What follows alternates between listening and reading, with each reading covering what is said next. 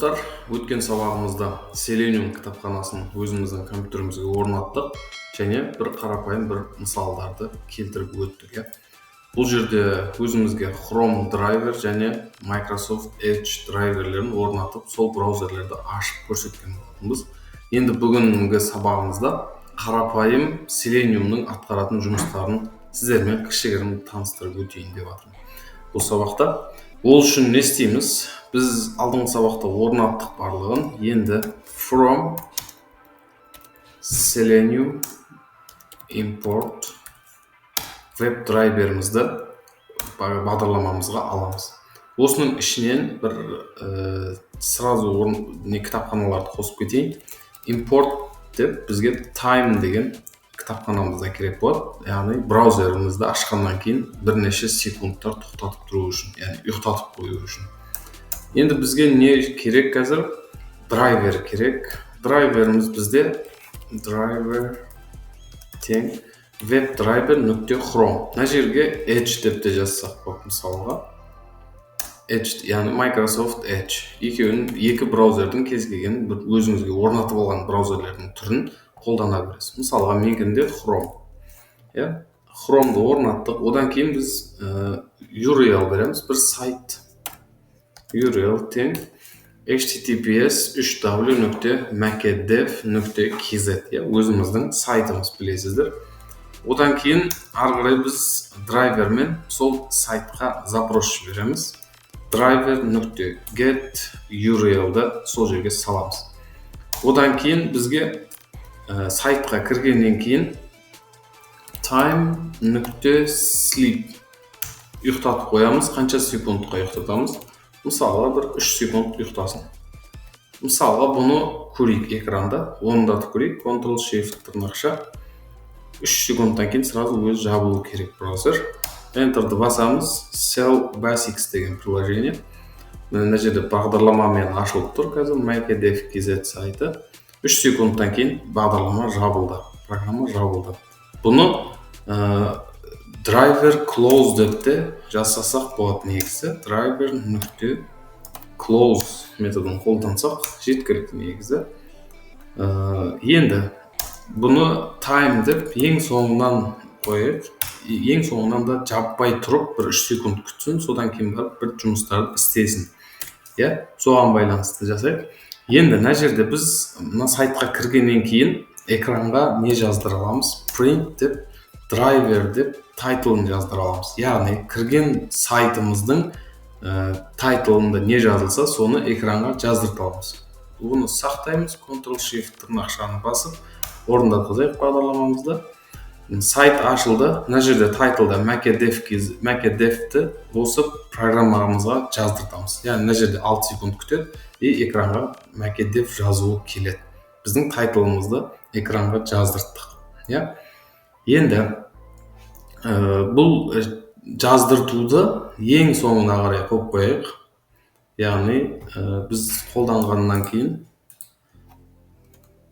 мына жерде ең соңғынан жаздырып, одан кейін бағдарлама аяқталсын. Енді біз экранға, браузерді ашқан кезде дәу экранға ашуымыз керек болады. Оны не істейміз? Мысалы, driver.maximize window деген метод бар. Осы методты қолдансақ, бізге экран дәуиет. Дәуигеннен кейін маған тағы да time 3 секундқа күтсін. Экранымыз сақтаймыз, Ctrl-Shift тырнақша орындатқызайық. Енді міне қазір сайтымыз ашылды. Ашылғаннан кейін 3 секунд күтеді. 3 секундтан кейін дәу экранға ашылады сайтымыз. Одан кейін 3 секунд тағы күтеді. Одан кейін тағы 3 секунд күтеді, браузер жабылады. Дәл осылай жұмыс жасап жатыр қазір мына жерде. Программаны Makedev-ті жаздыртып жатыр, тайтлын да жаздыртып жатыр. Өйткені біз астында тайтлды да жаздырттық экранға. Енді тайтлды жаздырттық, экранды үлкейттік. Енді басқа бір экранға, басқа бір сайтқа жіберуіміз мүмкін. Мысалға, оны былай жасаймыз. URL деп қайтадан, мысалға URL 2 дейді. Екінші сайт, мысалға Makedev.kz-тің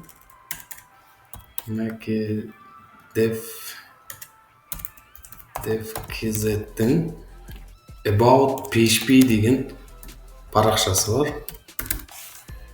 Осы URL 2-ге жіберейік запросты. Одан кейін 3 секундқа күткізейік. Осы 3 нені орындатқызайық. Enter'ды бассақ, бірінші makedev.kz ашылады. Одан кейін үлкен экранға ауысады. Одан кейін барып about.kz сайтына өтеді, парақшаға өтеді. Қайтадан 3 секунд күтеді да бағдарлама жабылады. Енді мынандай нәрсе істейік. Тайтлды да жаздырды, ұмыттырған жоқ. Енді осыдан кейін біз екінші сайтқа өткеннен кейін 3 секунд күтеді, күткеннен бұрын. Күткеннен кейін мысалға былай жазайық. If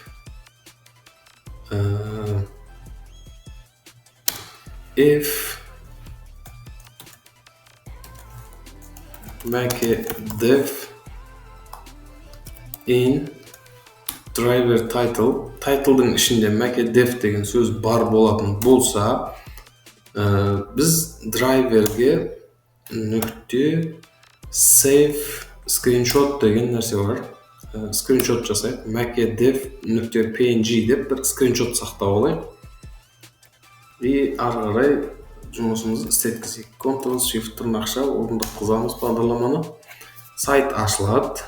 3 секундтан кейін үлкен экран болады бұл.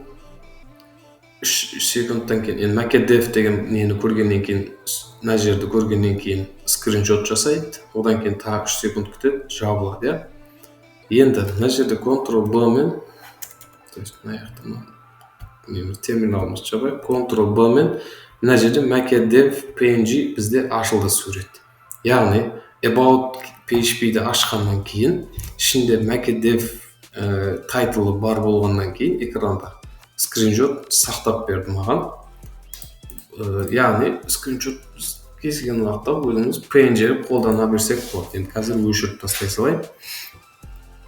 Енді дәл осылай скриншот жасадық. Енді сайтқа кіргеннен кейін, мынаны көргеннен кейін қайтадан біз обратка страницамызға өтуімізге болады.